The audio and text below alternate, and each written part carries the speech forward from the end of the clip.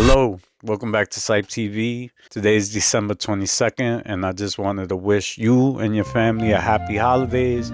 I want to thank everybody who visited the channel this year, helped support, leaving comments, liking, sharing. I really do appreciate it, and I just wanted to take this time out to say thank you and to wish y'all all the best. Happy holidays, and without further ado, let's get right to the videos. Right. It happens when it gets in the room. See it? Did you see it? And then back out here. Normal. Yeah. So let's zoom in. Watch the EI change to an AI right before your very eyes, and then right back. So how is this possible, and why is it even happening? So this is Max Laughlin. He's just 13 years old and considered to be one of the smartest kids alive. Max believes that the culprit is actually CERN, or more specifically the Large Hadron Collider in Switzerland. He says that when scientists smash particles together at nearly the speed of light, then they may have ripped open reality and shifted us into a completely different timeline. And when he was asked about the Mandela effect, he gave an answer that connects memory glitches to the fabric of reality itself. There are other universes that are next to ours, and this actually relates to my theory of the Mandela effect and how the particle accelerator altered the weight of one electron and therefore destroyed our universe and shifted us into the universe that's directly next to it, and therefore things are different in this universe. How did it actually change? Well, it never changed. We changed. And this was, you think, when CERN Super Collider did its experiment? Large Hadron Collider, yeah. We thought our universe would implode, and then it didn't, and we're like, oh, it's okay. Well, maybe it did implode. We just instantly got shifted to another universe. So what do you think? Did Pikachu always have a black tail? Did Double Stuff always have just one F? Did a cornucopia ever exist? Or are you just from another universe? I also believe CERN had something to do with the Mandela effect and the time shift. I don't know how, I can't prove it, but that's what I believe. From everything I read and see on the internet about CERN, I believe that's when all this started. Why is no one talking about aliens, as in extraterrestrials? I saw this article in Psychology Today about this, and it's really interesting. Let me just read you a little bit of it and show you some highlights.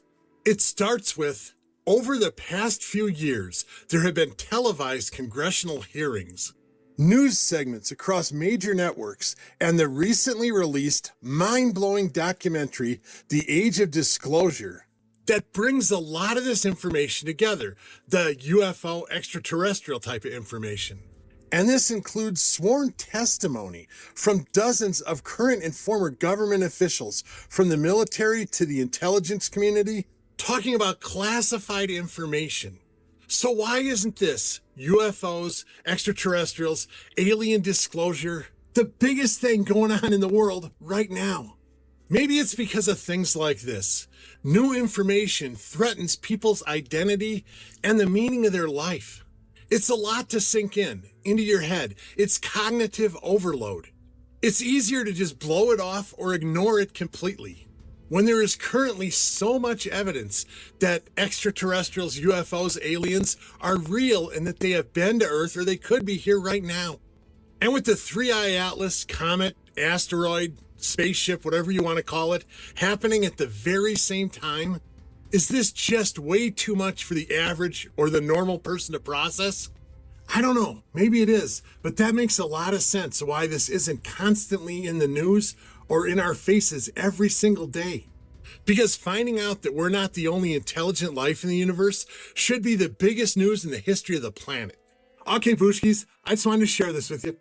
Shabadoo. The Age of Disclosure, a brand new documentary that lifts the lid on one of mankind's oldest questions: are we alone? Even if they've never really thought about UFOs or UAPs or anything before, the fact that you've got Secretary of State, Pentagon officials, people from the highest levels of military, all these people essentially co-signing and saying, yeah, we're not alone, it's pretty mind-blowing. So why then, Dan, has there been an 80-year, why not divulge that information? One major reason is there's been a general belief that the public couldn't handle the truth. And maybe that was the case in the 40s and the 50s. But I think we've gotten to a place where we can handle the truth, and that the public deserves to know the truth, is hungry for the truth.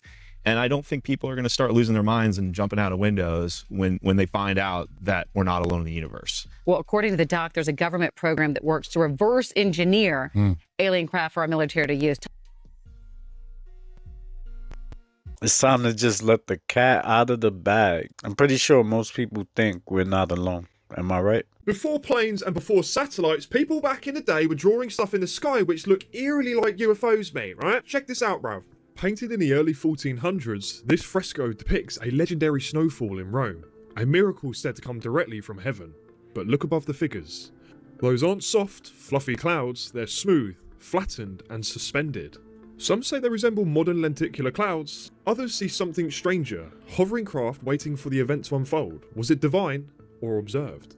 Now, this illuminated manuscript from around 1430 shows figures gathered beneath a glowing golden sphere. It floats unnaturally in the sky, perfectly round, radiant, detached from the sun. To medieval readers, it symbolised fate or fortune, but to modern eyes, it looks eerily like an orb. The same kind reported in UFO sightings today. At first glance, this looks like a peaceful Renaissance Madonna, but in the background, there it is. A small metallic looking disc that hangs in the sky. A man below shields his eyes as if reacting to something bright, something unexpected. And to the left is a bunch of glowing orbs suspended in the sky with a big one above it. There's a triangular formation, so could this be to do with the sphere network theory? Maybe. Painted in the late 1400s, this scene shows St. Augustine confronted by a devil. But this creature doesn't look like your traditional demon. Its skin is pale, its face is distorted, almost inhuman. Some viewers say it may resemble early depictions of extraterrestrials, more reptilian in nature. Was this a religious imagination or fear from something unknown? This painting from 1486 might be the most talked about of them all. A circular object hovers in the sky, emitting a focused beam of light directly into Mary's head. Art historians say it represents the Holy Spirit, but the beam is precise, mechanical, almost technological. A new knowledge being bestowed upon Mary, or a genetic intervention from higher beings. Painted in the early 1700s, this scene shows Christ being baptized, but above him floats a dark disc surrounded by light, casting beams downward. It doesn't look like a cloud, and it doesn't look like the sun. It looks almost identical to UFO sightings reported centuries later. Now, this is just a snippet of the artworks that are out there, and I'm going to show it even more on this channel, and it's just completely mind-boggling. So were these people, these individuals, tuned into something that relates to what we're seeing today, or is it just by pure coincidence? You guys let me know what you think, but our ancients were clued in, man, and they knew a lot more than we give them credit for. So yeah, you let me know down below. Wait till the next one. These paintings are just proof that the aliens been here. Want to see a blood-drinking reptilian? Meet Peter Thiel, the co-founder of PayPal. The letters in the name Peter Thiel can be reorganized to make the words the reptile. Old Petey boy has pronounced canine fangs. Look at Petey's nose. That should tell you everything you need to know.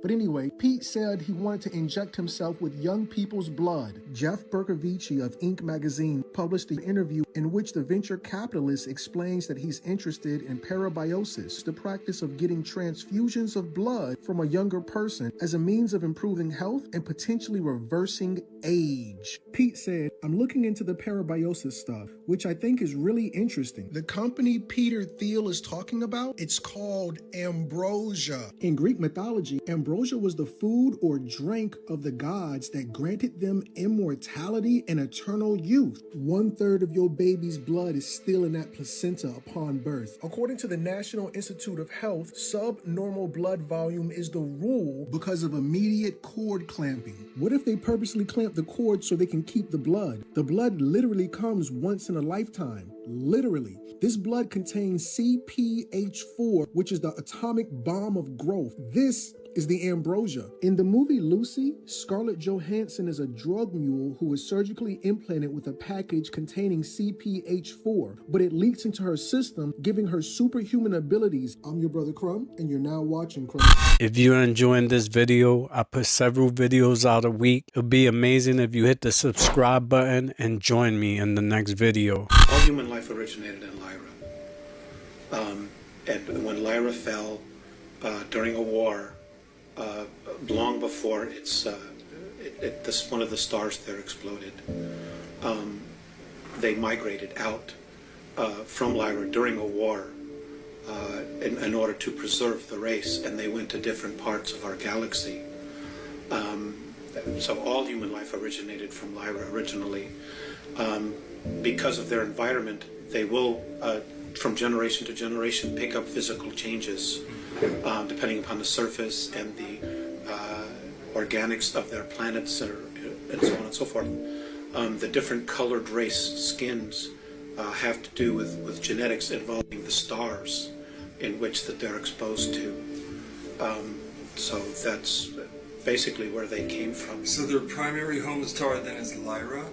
Yes. And is that currently Originally still their home star? No, there's no human life in Lyra. So now where do they exist now? In the constellation of Andromeda. Okay. Throughout the constellation? Yes. Okay. They must be very plentiful then. There must be a great vast civilization there. Yes, there is. It's an ancient race. Have they described what their civilization is like to you? Yes, they have. And could you go into some of the details that strike you the most about their civilization? They're essentially, no matter where they are, they're a one-world government. I think they're moving something. Okay. Right over our head. We can't see anything. We don't get fog inland like where we live. Occasionally, maybe once a year. The last week, it's like I live in I don't know what Maine is like, but I imagine Maine is foggy. And I then, in the group chat Discord, people were talking about San Jose and Central Valley. So then I Google it. The whole fucking state has deep, deep fog. So you think there's a conspiracy on why fog is coming before Christmas? Yeah, I think they're moving something. Moving what though? Aliens? Maybe. UFOs? Okay. You cannot see anything. No, you can't. It's a good kind of way to distract the population. I just don't believe. What is this fog? This is bullshit. So, I mean, I'm not the weatherman. You can't even see the stoplight. What an incredible way to do anything you want. And it may not even be over our head. It could be in the street. Like all of a sudden, if 50 tanks just move through the street, we won't even. 10-foot-tall gargoyle seen in Woodstock, Illinois. Let's talk about it. So in 2019, 3 witnesses, uno, dos, tres witnesses saw a humongous, leathery, Mothman-like creature that looked like a gargoyle entity, 10 foot tall, and wanted to see them not only out in the forest areas, but it also saw them at Jewel-Osco, which is a grocery store. That's right, it was in the freaking parking lot trying to check them out. Now, it not only looked at them, but it also aggressed towards them. That's right. So these people reported it to the police, and the police investigated. They took pictures and they interviewed the witnesses, but ultimately there was nothing to be done. They couldn't find them. So they did find a footprint, and witnesses took out a measuring tape and measured it. You can see it there. And this thing was pretty big. It was pretty big. And then they also saw that these things had red eyes, huge wingspans, like 10 feet wingspans. And these things were just aggressing towards them, screeching, and then backing up. What the hell do these things want? If they're from another planet, why didn't they try to communicate? If they wanted to abduct somebody, we've never heard of a Mothman or gargoyle. It's always been a gray or some other type of alien. And we don't ever communicate with these things. What do they want? Are they from here? Or are they from somewhere else? Put your comment in the comment section. Thank you for stop. Peace. Neuralink filed multiple patents, and they have a patent on telepathy, telekinesis, and blind sight. So the purpose being they're going to create a chip that is able to harness and allow people to have these abilities? They're working on the technology to where if you have the Neuralink, you can communicate with someone via just thought. That's in your brain. That's like almost your consciousness, being able to communicate with another consciousness. And they're manipulating it. I can't imagine having like something else besides my thoughts in my brain that I can't control. You know what is super weird about that though? All the Neuralink facilities are posting up next to ICE facilities, and they have a new quota where they're wanting to do thousands of new implants. They need like volunteers. But for science, you would need pretty general population. Average people. Yeah. Science has always done really well with human and animals ethically for with, sure. With volunteers and research. Yeah. They've never used anything towards animals or humans. Yeah, to hurt them? Yeah, never. They would never do that. Never do that. Like, greed to them is nothing. Like, they don't care about money. They don't care about profit. They put Neuralink in their brain to get rid of the greed. Exactly. And did you believe they creating this to help you or to help monitor you? This guy claims that he can travel through time. In his videos, he constantly appears right in the middle of major historical events and even meets famous people from different eras. In one clip, he shows what he says is the real Ark of Noah. A massive wooden ship, almost fully built, animals climbing onto the decks in groups. He even claims to film Noah himself. In another video, he's suddenly inside the Titanic at the exact moment of the disaster. The rooms are filling with water, people panic, run across the decks, not knowing how to escape. Later, he appears in San Francisco in the 1950s. Old cars, crowded streets, everything looks disturbingly real. And while he's there, he calmly goes to get a snack, filming everything, as if this is completely normal. So what do you think? Is this real-time travel or just next-level editing? Write your opinion in the comments and subscribe, or we'll never meet again. This is just a short little video on my thoughts about disclosure. To folks who are trying to understand UFOs and UAPs, non-humans among us and all that stuff. Disclosure, big D disclosure, means something like this. The day that official governments come forward, tell what they know about these things, officially share and go on record with the fact that they know these things exist, that they are influencing us, and that they are among us. Okay, that's disclosure. When the governments come forward and tell what they know. I think people who are interested in these ideas should stop waiting for disclosure, because we're living disclosure right now. So proof of that is that you've got this big documentary that just dropped with a lot of government officials in it. There have been a bunch of congressional hearings where Congress people are calling military officials in, and military officials are swearing before God that they do know that there are non-humans among us, that they have their craft, that they have their bodies, et cetera, et cetera. The general public is not getting it because the news media are not covering this, but it's happening. Okay, you know, Spielberg just dropped his trailer for something called Disclosure Day. You know, and Spielberg's been a part of this for a long time. Disclosure Day is a new spooky alien movie, which is supposed to come out in the summer. Again, it too is disclosure. My impression about the officials and disclosure, I don't think they like disclosure. I don't think they want to do it. I think they're doing it because they have to. What is the nature of these non-humans? I don't pretend to understand, but I believe that they are everywhere. I believe that they are what we would call transdimensionals.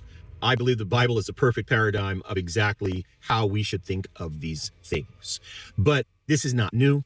I think the whole 21st century has all been disclosure. We just have to pay attention. My hope is that those who like me and are like-minded with me, that we don't freak out about, when is disclosure coming? When are they? Don't get caught up in that. It's happening right now.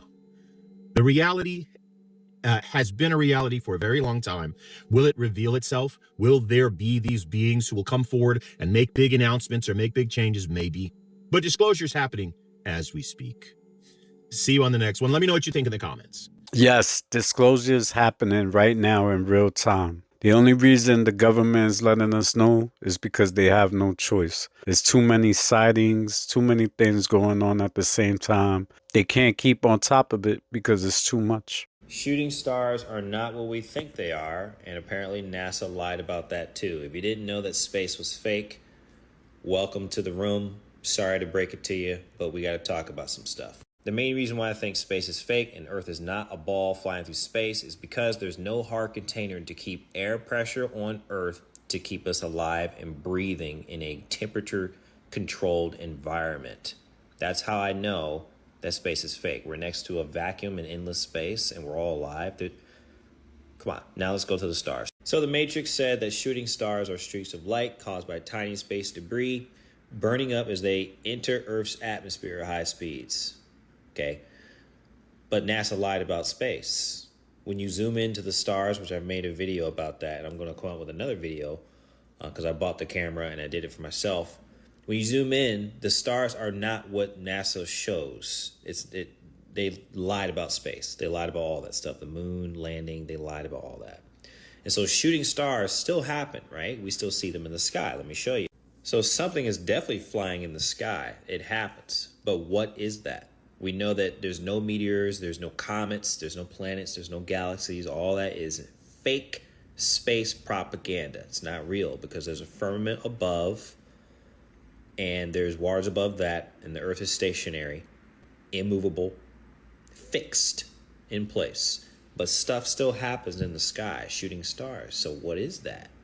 Let me show you what it is. So these people, star-al.com, apparently make human-made shooting star satellites. Okay, so it's essentially just for entertainment, but also for atmospheric monitoring and for environmental studying. Okay, so they're trying to tell us that this is a new thing, but I don't think it's new tech. I think that this has been around for years, decades, and now they're saying it's new. Oh, new company. But it's like any technology, like the iPhones, like whatever. iPhone's been around for 1,000 years, but they're trying to say it's new within the last 20 years. No new there's no new technology.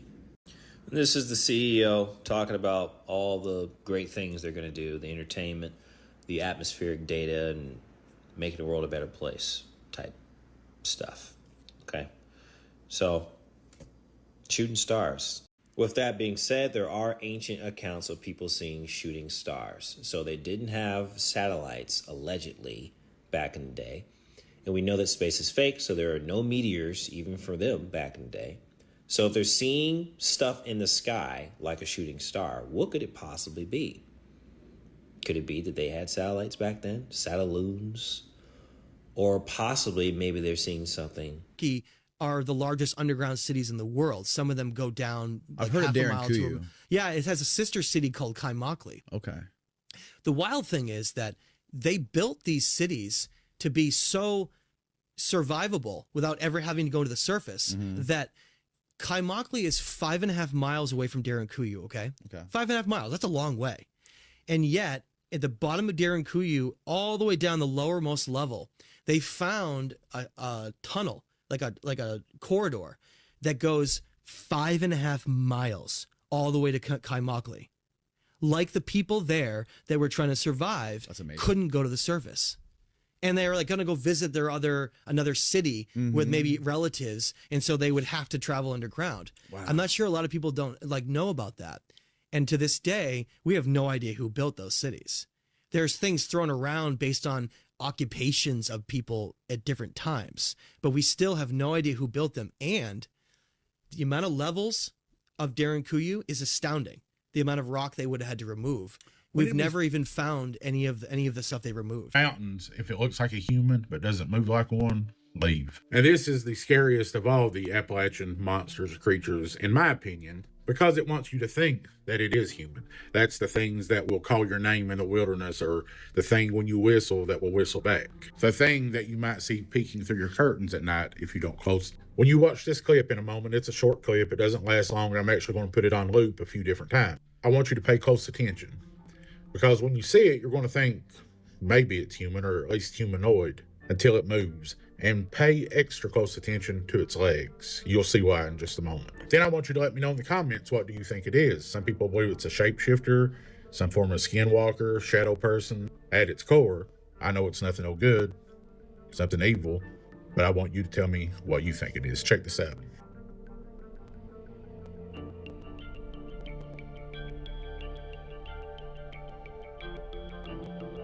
More than once. Yeah, that's a little creepy. Hit the horn. There is no horn. Wait, this was definitely the car that was honking, right? Yeah. They were just exploring an abandoned car deep in the woods. Nothing unusual at first glance, but then something shifts in the background. Between the trees, a figure in white stands perfectly still, watching. As the camera pans across the rusted roof and broken windows, the branches suddenly don't feel like the scariest part anymore. Viewers freeze frame the clip and notice her again and again. Same white dress, same dark hair, always standing just far enough away that she could be a person, or something imitating one. No one filming reacts. No one mentions a woman being there. And yet she's in nearly every, as if she's been there longer than the car itself. Some think it's a lost hiker, others swear it's a spirit tied to the wreck or a mimic waiting for someone to notice. Whatever she is, one thing's clear. She wasn't supposed to be in those woods, and she wasn't supposed to be that close. Wait, this was definitely the car that was honking, right? Yeah.